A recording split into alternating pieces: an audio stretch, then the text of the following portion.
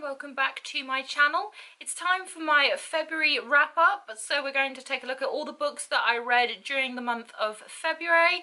I read 8 new books and reread 2 books. I reread the first 2 Harry Potter books because I was taking part in a quiz and I was trying to be all cool and trying to read all of the books before like taking part in the quiz, which, you know, it was what it was. We actually won the quiz though, so super impressed by that. We called ourselves the Longbottoms because we're cool. So yeah, so I did reread the first 2 Harry Potter books. So I mean I kind of include them because obviously I read them, but they're not being included really in this wrap up because I just want to feature the new books that I read. So basically I have 8 books to talk about, so I'm going to try and be as quick as possible because obviously I don't think you really want to be sat here for like 30 minutes listening to me talk about the books I read. So I will try and be brief in my descriptions of them, and let's dive right in there. First up was The Wicked King by Holly Black. This was the much anticipated sequel to The Cruel Prince and I absolutely adored it. I read it within a few hours. It carries on the story following Jude, who is the main character. She is a human living in the Fae world, and she has a twin sister, and at the end of the last book things were very tumultuous between the pair of them, and there are a lot of interesting things that happen in this book, but if you haven't read the first, I don't really want to ruin it for you, but it is really good and I absolutely adored it. I ended up giving it a 5 out of 5 on Goodreads. It was very fast paced. If you love anything to do with the Fae, fairies, a kind of tricksy situations where you really have to pay attention to, you know, the wording and the phrases of things. If you love spies and deception and badass female characters, then I would highly recommend that you pick up The Cruel Prince and then swiftly follow it with The Wicked King. Up next, I read the School for Good and Evil trilogy by Soman Chainani. This is an amazing series. There is actually a follow-on series called The Camelot Years. I do have the first in that series and I've got the second one on the way. I have started reading the first one, but I didn't get to finish it in February, so I hope to finish that later on this month. But this trilogy is absolutely amazing. It follows 2 girls, Sophie and Agatha. It basically just makes you question a lot of the kind of grey lines between good and evil and sort of the stereotypical aesthetics that you would associate with both things in a typical fairy tale, and it's so good. It is a middle grade book, well, set of books, but it's just so good. There are so many little kind of nuances that make this series just so addictive. I really love the contrast between the characters of Sophie and Agatha. I also love the kind of twists and turns that happen to them whilst they attend this school, as well as their lives before and after the school. The last book is just, it kind of makes you really sad and stuff, and you do cry a little bit, but it is just so good. I don't want to really, again, ruin too much, but it does follow these 2 girls who are taken away from what they believe to be is a normal life. I'm gonna have to sit these down, these are heavy. So basically they're taken away from their little village where they thought, you know, was just kind of a normal everyday village, and they're taken away to the School for Good and Evil every couple of years. 2 children are chosen, one for the School of Good, one for the School of Evil, and then once they've finished at the school, their lives are turned into fairy tales and they're written about in these magical books, which then get delivered back to that village, and the villagers get to see what happened to the children that left. They don't know how the books appear, they just appear at the bookstore. The guy who runs the bookstore just, you know, gets them prepared, sells them to the village. He doesn't know where they come from, he doesn't know how they get there, they just appear shortly after the 2 children are chosen, and it's a really fantastic take on, you know, fairy tales in general. And like I said, it does take on a lot of the kind of grey area between good and bad, and it's just so good, and I thoroughly enjoyed all three of those. I'm very excited to get further into the fourth book, and then when the fifth one arrives I can read that. But definitely a great pick if you love slightly darker fairy tales, and if you like to root for the underdog, these are definitely a series for you. So recently I've joined NetGalley, which provide electronic ARCs of books, so advanced reader copies of books, and I've been lucky enough to be approved for a few of them. So in February I read the first one that I was approved for, which was Viva Terra by Candice J. Thomas. It was a bit of a letdown, to be honest. I only rated it 3 out of 5 stars on Goodreads. Again, advanced reader copies aren't always exactly the same as the finalised copies of books, so my opinion may change if I were to read the finalised copy. There was just a few bits and pieces. I loved the magic and the world building. I just felt that something was lacking with the characters, and I'm someone who really needs to have a strong connection with the characters. Unfortunately, that fell a bit short for me. I couldn't really connect with any of them. I couldn't really root for any of them. And there was an instance where I think one of the names of the characters, I believe, let me have a look. I think her name was literally just called Brown Eyes. And some of the other names are very, they're very imaginative. They're very, you know, they've got meanings behind their names. They've got history behind their names. And she was a very badass, bold character, and they literally just called her Brown Eyes. And I just found that a little bit kind of, oh, okay. I thought maybe it was just a nickname to begin with, but apparently just everyone called her that, and that kind of frustrated me a little bit. I feel like she deserved to have like a proper name, and I don't know, in the finalised version of this, there may be a real name for her. It is a complete series, and I believe, I'm not sure why it's being re-released, but it is being re-released as a general rule, I believe. So yeah, I don't know whether or not the character actually gets a real name in the series, but yeah, it just kind of disappointed me that they'd gone to such lengths to have a backstory behind everyone else's names, where they came from, and then she just had brown eyes, and that kind of annoyed me. I was like, I wanted her to have like a badass name, because she's slightly terrifying, and I feel like there was some holes in the history between her and one of the other characters, which may or may not be explained in the next book. I don't know. There was just, I really had a hard time connecting to the characters, and I just really wish there'd been a little bit more with them.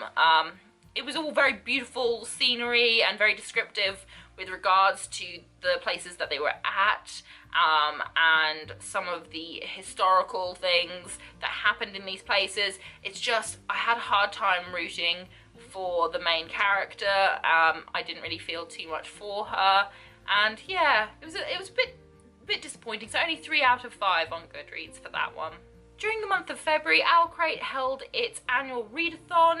Basically, during the month of February, or I think it's for at least a couple of weeks during February, they give Owlcrate readers a chance to catch up on all of their unread Owlcrate books. I'd actually done most of that in December of last year. I like to try and end the year having no kind of book subscription books left.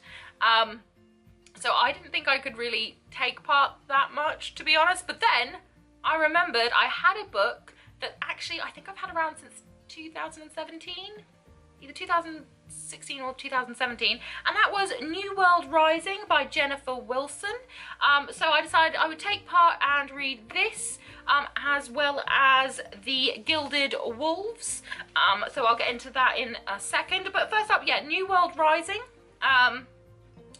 This was very surprising. I wasn't sure how I was going to feel about it. I wasn't sure, you know, what it was really about too much. I knew that it was kind of like dystopian future situation. Other than that, I didn't know too much about it, but it was very dark, it was very raw, it was very gritty. It kind of punches you in the face within the first couple of pages, and I was definitely drawn in. I will give a kind of warning with it. You know, there is mention of both physical and sexual violence, and I think at times the sexual violence is brought up a lot for, you know, for reasons behind the main character's decision making or actions and things like that, and I think it was maybe overdone a little. I think it was mentioned, I think we acknowledged it, I think we knew it was part of her, and I don't think it needed to be repeated as much as it was, if I had to have a niggle. I did give this a 4 out of 5 on Goodreads though, because I really do love dystopian novels. I love the whole, you know, fractured humanity side of things, and I really enjoyed it, and I will probably pick up the sequel at some point. It's not very high on my TBR list because I have so many books on my TBR list, but I think I will definitely pick up the sequel to this because it was just really dark and raw and gritty, and I love me, again, a very strong female character who isn't, you know, her actions aren't swayed because, you know, the men around her are like, yay, come do this, do that, do this because you want to with me. She's all kind of, I'll do whatever I want when I want to do it, thanks for the offer though. And I really enjoyed that. So 4 out of 5 on Goodreads for New World Rising. As I mentioned, The Gilded Wolves by Roshani Chokshi was also included, and what to say about The Gilded Wolves? Again, I was a little bit disappointed with this. I only gave it a 3.5 out of 5 on Goodreads. Okay, so it follows, it's a multi, you know, it's from multiple points of view. So each chapter is from a different point of view. So it's from a different character. Some characters, i.e. the main character, Severin, I really could have done without.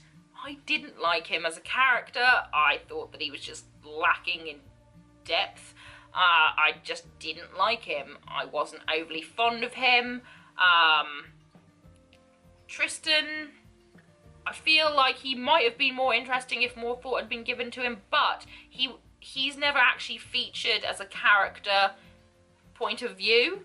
He is a character in the story, but he's never given his own point of view. A few other people are, just not him. So they're basically a team of people who go and they acquire things that are difficult to acquire, and it's all set in France.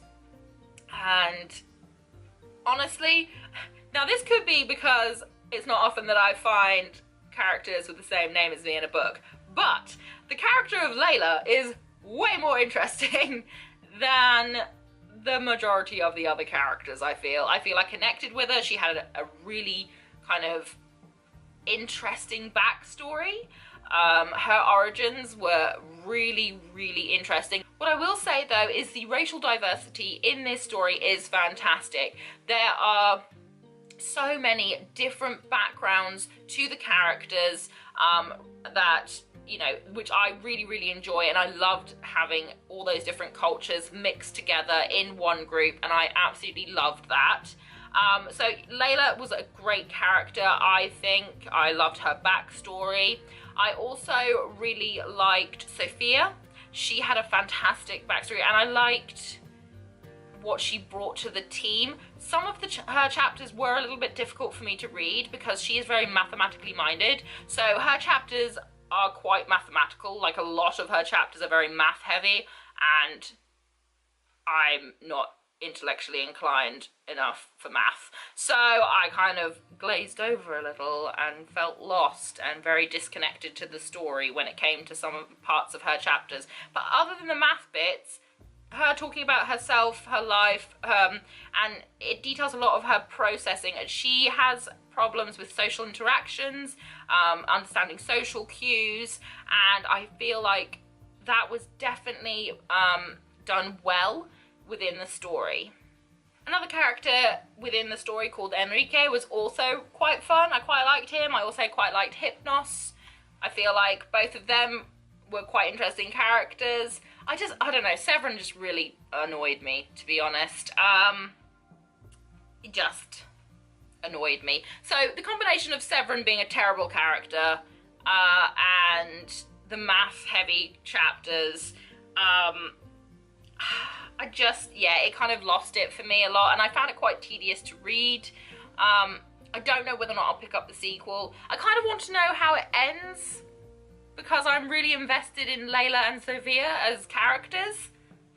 But I'm just not invested enough in the other characters. So I'm gonna if the next book was solely from Layla and Sophia's point of view, I would probably pick it up, because I want to know what happens to them.